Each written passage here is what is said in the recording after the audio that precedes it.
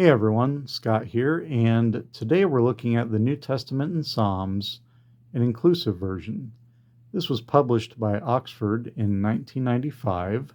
This is a library discard that I picked up for $1. I'll let them explain what it is briefly here. The New Testament and Psalms is a new version of the Bible that speaks more directly than ever before to today's social concerns, especially the move towards universal inclusivity.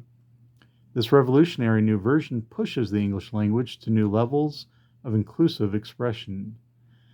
The noted scholars who produced this work address issues such as race, gender, and ethnicity more directly than ever before. The resulting version is one that can truly be said to speak to all people.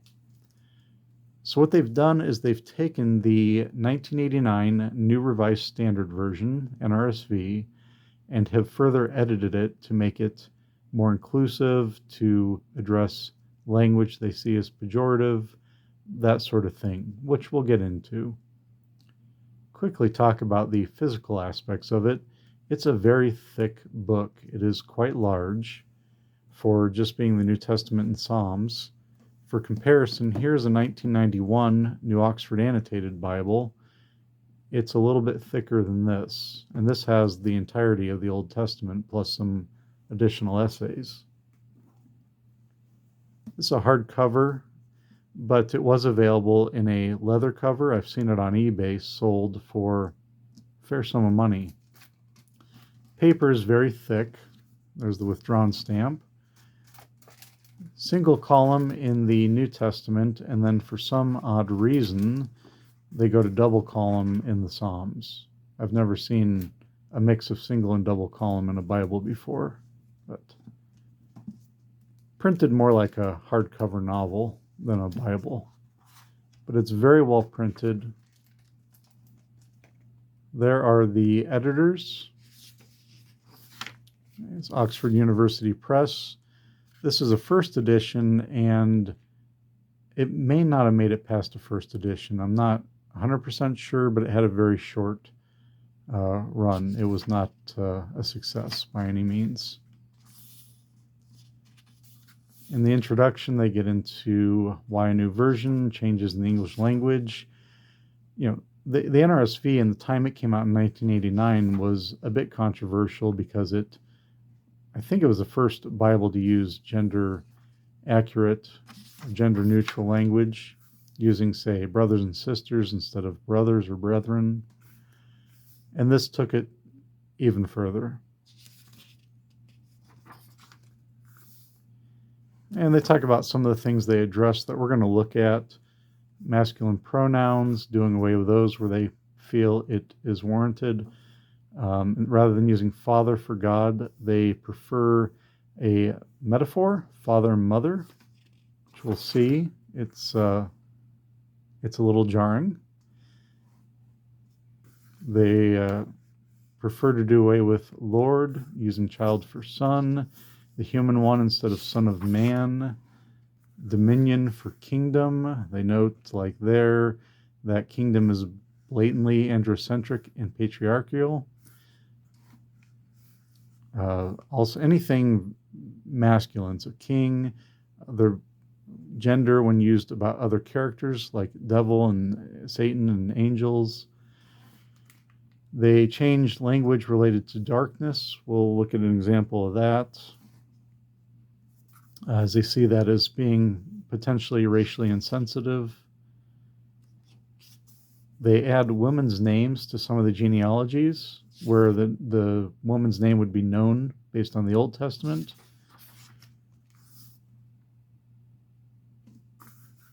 They change how conditions of people are characterized, such as deaf, blind, lame, that sort of language is affected. We'll look at an example of that.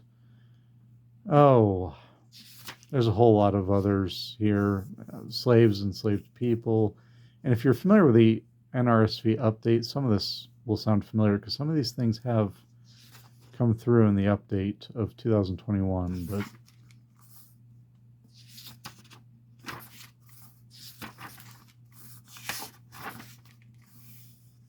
And then there's the Gospel according to St. Matthew. But let me find some specific examples, and we'll see how this has changed things in some places. Let's start with the replacement of male pronouns, and we're going to look at Psalm 23 because everybody knows Psalm 23, has it memorized in the King James Version. And we see, God is my shepherd, I shall not want. God makes me lie down in green pastures and leads me beside still waters. God restores my soul. God leads me in paths of righteousness for the sake of God's name. So what you're seeing here is this is a very simple change, and you'll see this when there's attempts to do away with gendered language. The pronouns are all being replaced with nouns. So it's God, God, God, God, God, rather than God, he, his, etc. We're looking now at the opening to the letter to the Hebrews because there are several examples here that are help show how this Bible changes things. We start out long ago, God spoke to our ancestors in many and various ways, and some of you'll see ancestors and think that should be fathers. That's the actual NRSV there. So that's an example of the NRSV's move towards inclusive language. But there's going to be other changes here that are not from the NRSV. But in these last days, God has spoken to us by a child. That's not in the NRSV. So that is, of course, Son, whom God appointed heir of all things, through whom God also created the worlds, and who is the reflection of God's glory and the exact imprint of God's very being, and sustains all things by a powerful word. We see the heir of God. Again, there's a lot of attempt to avoid son, to avoid any sort of masculine pronouns. The heir, we don't want to say son or his or him. The child is superior to angels. So again, not son, the child. For to which of the angels did God ever say, "You are my child, today I have begotten you"? Or again, "I will be a parent to the child, and the child will be my very own"? In the NRSV, this looks very different. Here is the New Oxford I was showing earlier. For to which of the angels did God ever say, "You are my son, today I have begotten you"? Or again, "I will be his father, and he will be my son"? So all the father and son language has been changed to read as parent and child. Here in Matthew 24, we see example of the Son of Man replaced with the human one. The section heading, the coming of the human one, verse 30.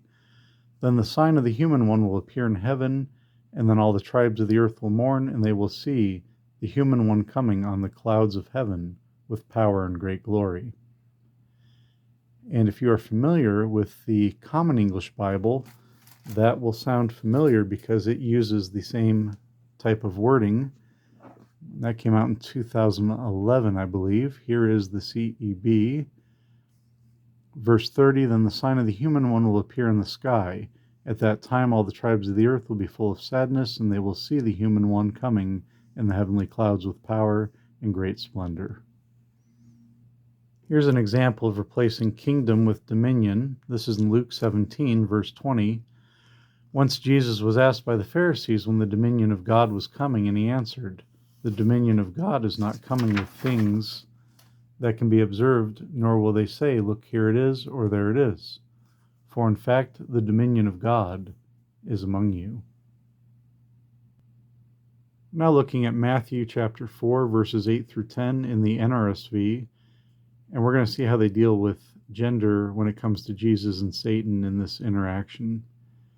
Again, the devil took him to a very high mountain and showed him all the kingdoms of the world and their splendor. And he said to him, "All these I will give you, if you will fall down and worship me." Jesus said to him, "Away with you, Satan, for it is written, 'Worship the Lord your God, and serve only him.'"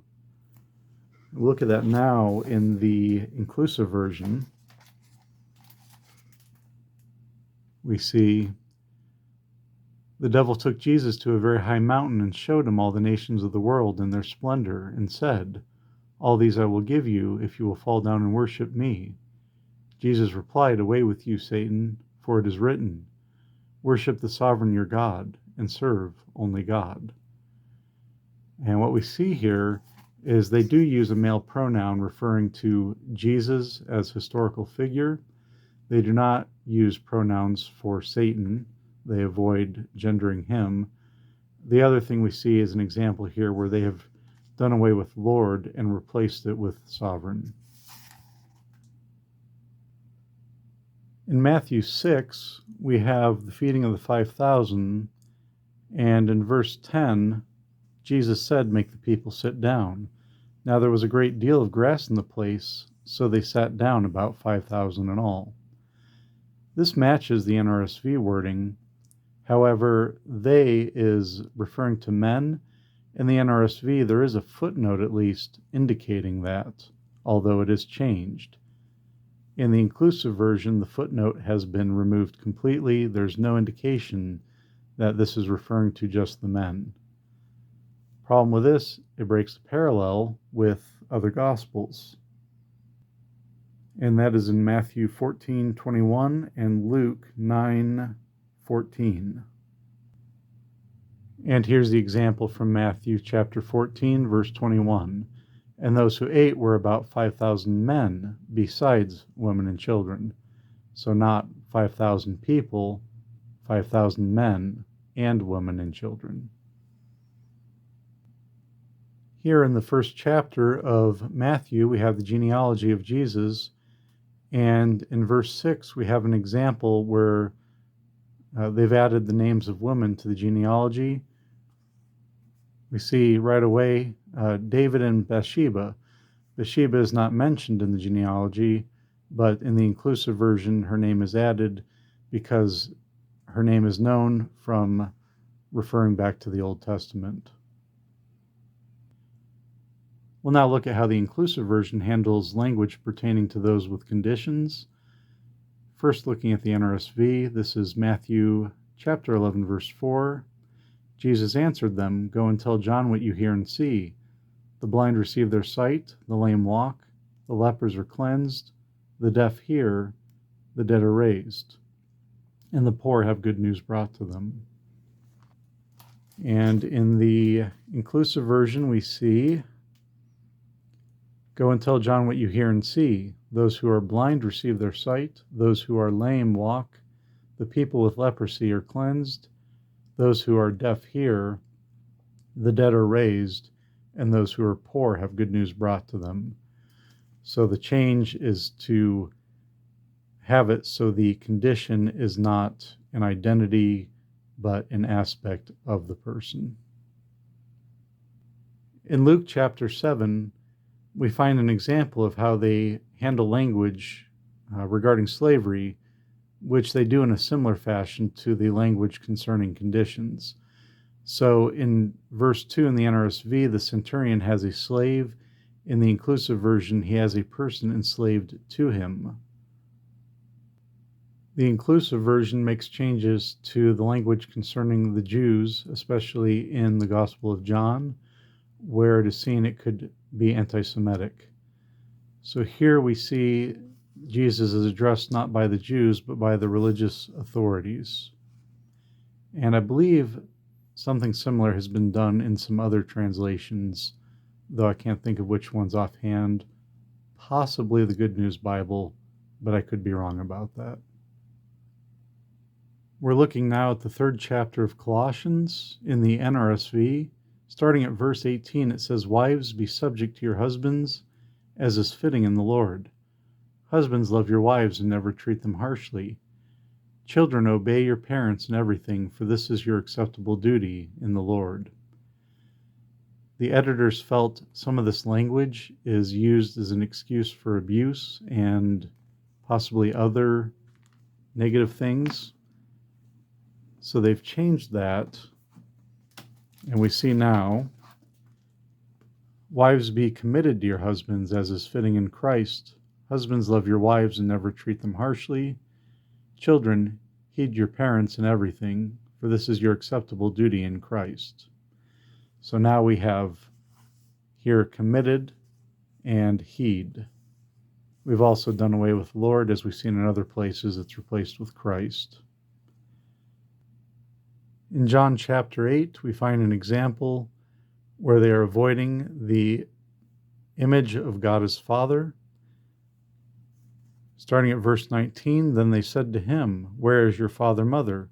Jesus answered, "You know neither me nor my father, mother. If you knew me, you would know my father, mother also." The father, mother metaphor they came up with in order to have the reader think and to avoid using a father or mother language. The editors have done away with the sort of language of fearing God. So we see in Psalm 22, verse 25, rather than fearing God, my vows I will pay before those who revere God. Language referring to the right hand of God or sitting at the right hand has been changed. So we see here in Psalm 63, verse 8, my soul clings to you, your strong hand upholds me, rather than your right hand.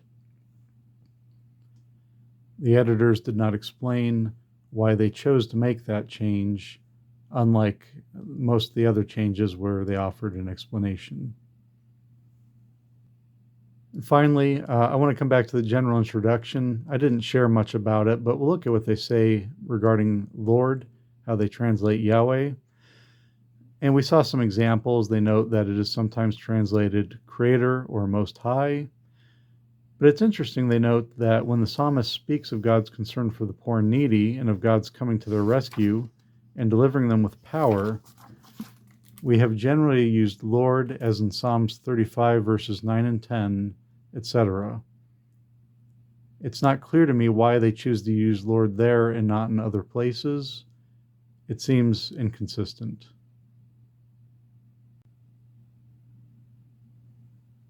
I think that should give you a pretty good feel for what this version of the New Testament in Psalms is like, how it reads, the kind of changes they've made in the language they use.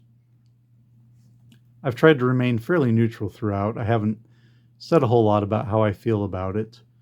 But overall, I don't like it. I think there's several situations where they have great intentions. Some maybe where they don't. But by and large, I feel the execution of it is not very good. It results in very odd English, poor English. It's just not pleasant to read in a lot of places. I think the biggest thing I'd say is that I don't think it's helpful to try and attempt to make the Bible seem like it was written and targeted towards our culture that we live in now. The New Testament is very old, a couple thousand years. The Old Testament, even more. These are ancient documents from an entirely different part of the world, different culture, different languages, just very foreign to the world we live in now.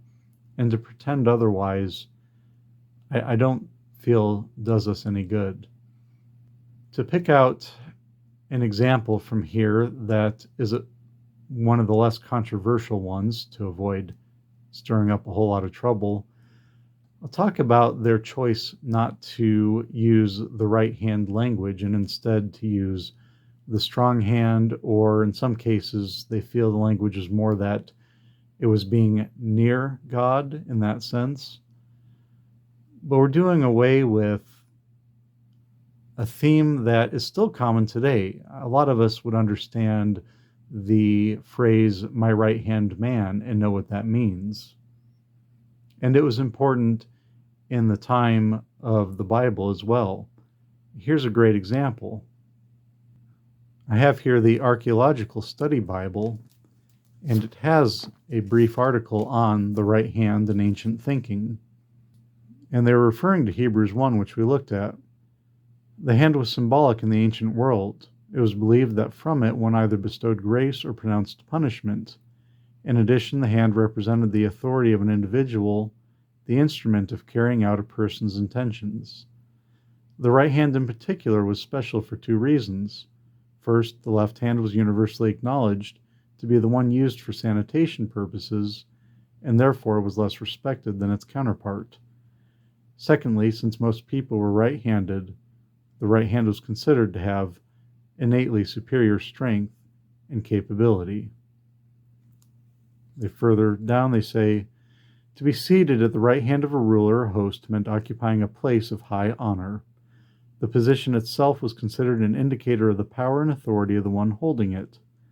Someone who sat at the king's right hand was, as in the modern English idiom, his right-hand man, the one acting as a principal agent of the king's authority, through whom he carried out his most important work.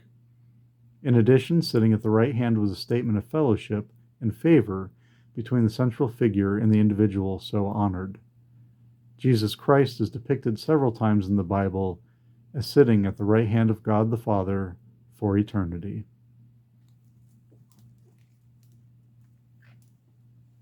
I think understanding the imagery and the idiom of the right hand, sitting at the right hand, is a lot more helpful to us than trying to change the language to avoid speaking about the right hand. And I say this as someone who is left-handed.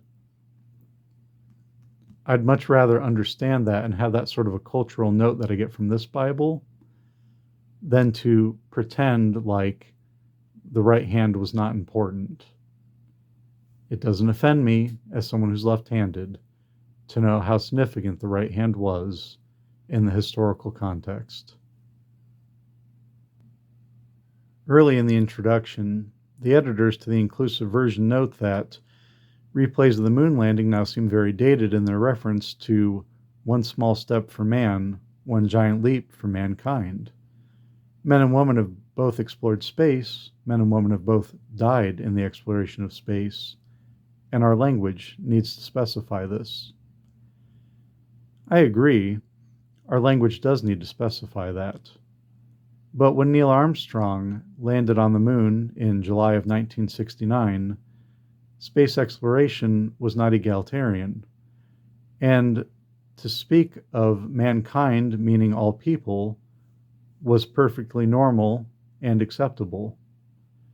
Should we pretend it was otherwise? We could, I suppose, change our textbooks to say that he said something different. We could have it so that it says Neil Armstrong said it was one small step for humankind. But I don't think we should.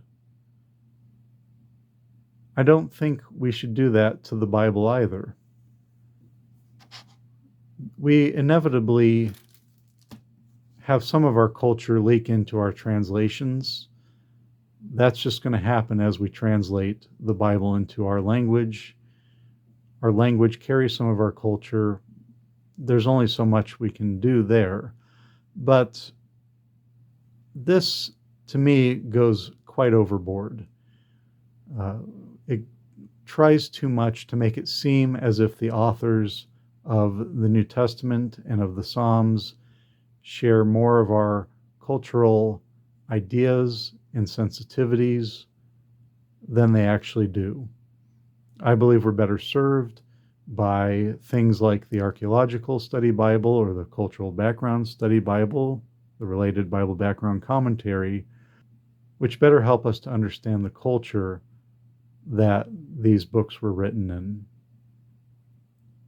This is an interesting experiment, but I think that's about all I can really say for it. It was fascinating to look at it and see what it did. It's not something I could ever really read from. It just changes things way too much. Some areas I don't even know if I'd call it a paraphrase. It goes beyond that. But I'd love to hear what you think. If you'd like to do so, and do so respectfully and nicely, please let me know your thoughts in the comments. If you found this helpful or entertaining, please give me a like. If you'd like to see more of my Bible reviews and prayer book reviews and things of that nature, I invite you to subscribe. As always, I thank you for watching. God bless, and we'll see you for the next one.